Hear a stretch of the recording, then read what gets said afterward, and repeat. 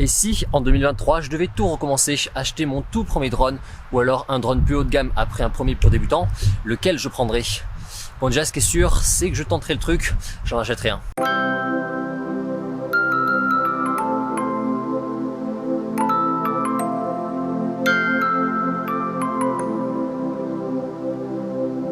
Laissez-moi vous raconter comment j'ai débuté là-dedans.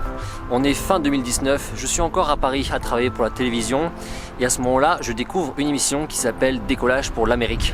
Le concept est simple, une émission documentaire sur un état d'Amérique à chaque fois avec que des prises de vue aériennes et une voix off. Ça me fascine complètement. Entre les prises de vue aériennes, la voix off et la musique, ces petites émissions, ça me faisait vraiment voyager et c'était vraiment très apaisant dans ce rythme de travail qui était assez soutenu. Du coup, chez moi, j'ai commencé un petit peu à fouiller pour trouver d'autres vidéos dans ce style-là et c'est là où j'ai découvert les cinématiques drones.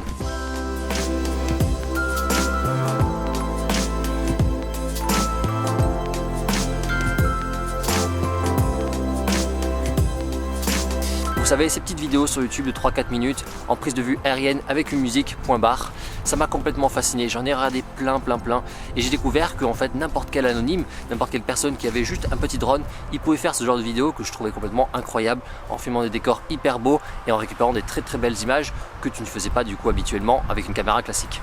Du coup, j'en ai parlé à mon pote Cora qui lui avait un drone depuis quelques années et je lui ai dit que c'est trop bien en fait qu'on fasse ça. Alors lui, il était à Bordeaux, moi à Paris, c'était un petit peu compliqué. Du coup, il m'a dit mais en fait mec, les drones c'est très facile, ça coûte pas très cher, achète-en un. Et là, on est début 2020 et ce qui se passe, c'est qu'à la fin du mois, je vais faire un voyage complètement incroyable en Laponie, au fin fond de la forêt boréale, avec vraiment personne, aucune civilisation autour de moi. À ce moment-là, c'est bon, je sais que je vais bientôt acheter un drone et je ne veux pas rater cette occasion avec ce voyage-là. Du coup, en précipitation, mi-janvier, je regarde un petit peu les drones qui existent et ça se joue entre le Mavic Mini et le Mavic Air à l'époque. Alors les drones, je sais pas si je vais en faire beaucoup, je sais pas si je vais aimer, j'avais pas du tout prévu d'en acheter un de base. Du coup, je prends le moins cher, le Mavic Mini, je le prends même sans pack Flymore combo, juste avec une seule batterie. Et je trouve même une petite promotion pour l'avoir encore moins cher. Et même pas une semaine plus tard, eh bien je pars avec mon petit Mavic Mini en Laponie pour faire mon premier réel vol en voyage.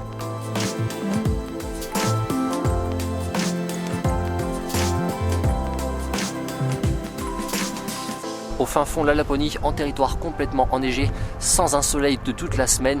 Je fais 2 petits vols les matins à chaque fois. À ce moment-là, je trouve ça complètement merveilleux. Je fais voler une caméra volante, il fait moins 10 degrés.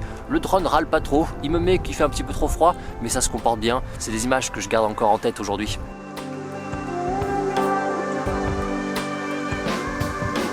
Ensuite, j'enchaîne les vols avec ce Mavic Mini. En 2020, j'ai volé énormément. Je crois que c'est le drone avec lequel j'ai le plus volé et surtout avec lequel j'ai découvert le plus de spots différents. On arrive en 2021, je suis toujours autant passionné et j'ai développé une petite chaîne YouTube là-dessus. Je me dis que je voudrais passer sur un drone un peu plus haut de gamme et là du coup, je prends ce R2S qui tombe vraiment à pic.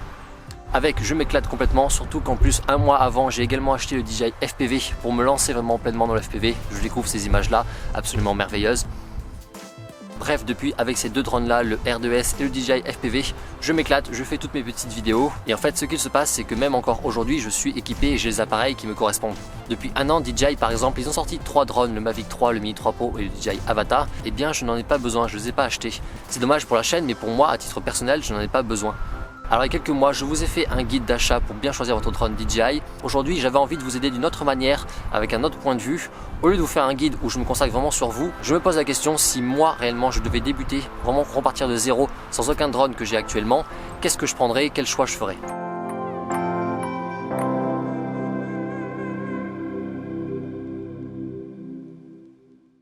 Alors en 2023, si moi personnellement je devais débuter, ça serait un petit peu la même approche que j'ai eu en 2019, c'est-à-dire que j'achèterais vraiment un drone pour débutants parce que à ce moment-là je ne saurais pas du tout si je vais en faire longtemps, si je vais aimer ça, etc.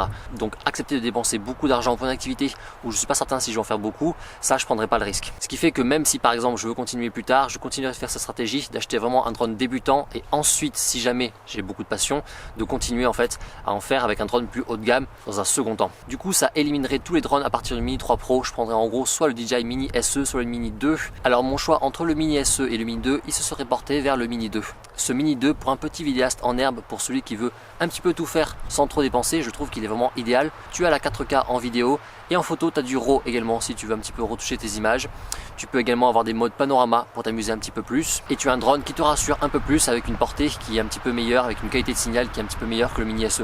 Donc c'est celui que j'aurais pris moi personnellement pour débuter en 2023. J'aurais pas pris un drone plus haut de gamme. En revanche, si pour vous, vous êtes prêt à acheter un peu plus cher et que vous voulez vraiment un achat unique qui va vous durer dans le temps, aujourd'hui je trouve que si tu veux un seul et unique drone, même si tu es parfaitement débutant, le Mini 3 Pro me semble vraiment le drone idéal pour ça. Tu as un drone qui te coûte un petit peu plus cher mais qui est vraiment très polyvalent, le plus polyvalent de tous. Le Mini 3 Pro, tu as un drone qui fait moins de 250 grammes, c'est pratique pour la réglementation, pour le voyage, tout ça. Et tu as un drone qui aujourd'hui en fait a un petit peu tous les modes existants qui sont disponibles, l'active track, les hyperlapse, le mode panorama, la caméra même qui se retourne en vertical pour des vidéos Instagram, tout ça. Voilà, Mini 3 Pro était un très bon choix. Moi personnellement, j'aurais pas choisi cette stratégie-là. Je serais parti sur une stratégie à 2 drones, un drone entrée de gamme, le Mini 2, et ensuite un drone plus haut de gamme qu'on va voir juste après. Alors ensuite, admettons si ça faisait un an que j'avais ce Mini 2 et que je voulais passer sur un drone plus haut de gamme en 2023, lequel je prendrais? Alors moi personnellement, ça fait 1 an et demi que je vole avec ce R2S que je trouve absolument génial et que je trouve que c'est vraiment la référence en loisir. Mais ce qui est intéressant aujourd'hui, c'est que je pense que ce choix vers le R2S, ça serait pas mon choix numéro 1. Un Mavic 3 classique pourrait sortir et ça serait lui qui m'intéresserait particulièrement là si je devais passer son drone haut de gamme en 2023. Ce Mavic 3 classique, ça serait en fait un Mavic 3 sans la caméra zoom. Et figurez-vous, pendant que je fais le montage de cette vidéo, que DJI a fait l'annonce de sa sortie. Ça va arriver là le 2 novembre 2022, une date déjà peut-être passée quand vous découvrez cette vidéo. Il devrait être quasi identique au Mavic 3 juste avec la caméra zoom en moins. Donc même caractéristique pour tout le reste et forcément un prix plus accessible, sûrement dans les 1500 €. Et ça, c'est un petit peu ce que beaucoup de gens espéraient, le réel successeur du Mavic 2 Pro et pas du Mavic 2 Pro et Mavic du Zoom combiné et qui du coup atteint des prix très élevés. Là, vraiment un Mavic 3 Pro en fait qui s'appellerait un Mavic 3 classique et qui du coup serait vraiment celui qui m'intéresserait le plus. Le R2S est honnêtement un excellent appareil qui suffit à une immense majorité de personnes. Mais pour un second drone, dans le but de le garder longtemps, j'accepterai d'investir encore un peu plus pour quelques améliorations supplémentaires. Un capteur plus grand en micro 4 tiers, une autonomie très grande de quasiment 40 minutes, des détections d'obstacles à 360 degrés, ça serait plein de petits trucs qui m'intéresseraient beaucoup. Dans un drone vraiment très bien pensé, juste pour une utilisation vidéo, vidéaste en fait, sans la caméra zoom. Alors ça dépendrait bien entendu du prix, si ce drone là dépasse les 2000 €, je pense dans ces cas-là mon choix serait porté vers le R2S. Mais en gros, vous l'avez compris, ça dépendrait vraiment du Mavic 3 classique et notamment des prix qu'il afficherait. Donc DJI Mini 2 si je débutais en 2023 ou Mavic 3 classique si je souhaitais upgrader, voici mes choix pour le drone classique. N'hésitez pas à nous dire les vôtres en commentaire. Mais il n'y a pas que le classique dans la vie, il y a aussi le rock'n'roll.